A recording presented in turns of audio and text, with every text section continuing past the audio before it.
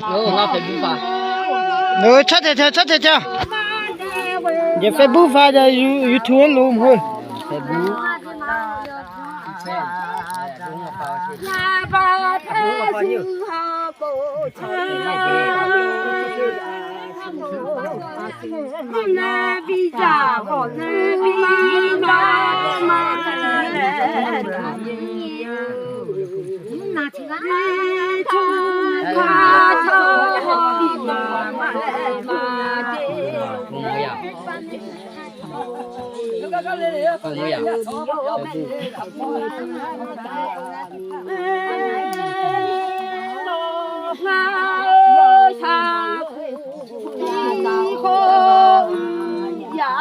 Giờ phải bù phá là chú là nha.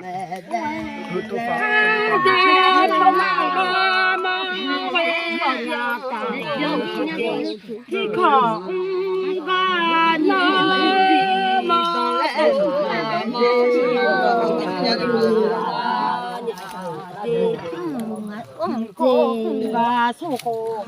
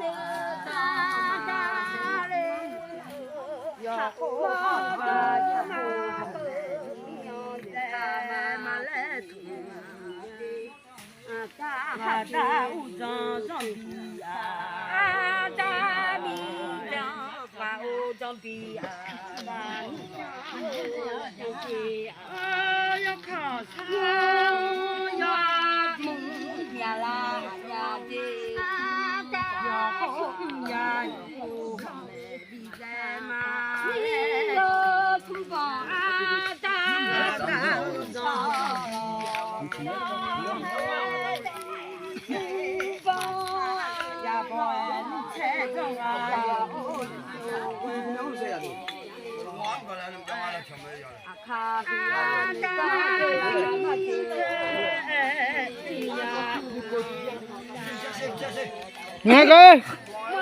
Coi.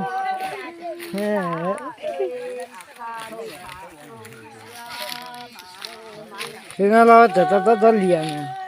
Cái chân.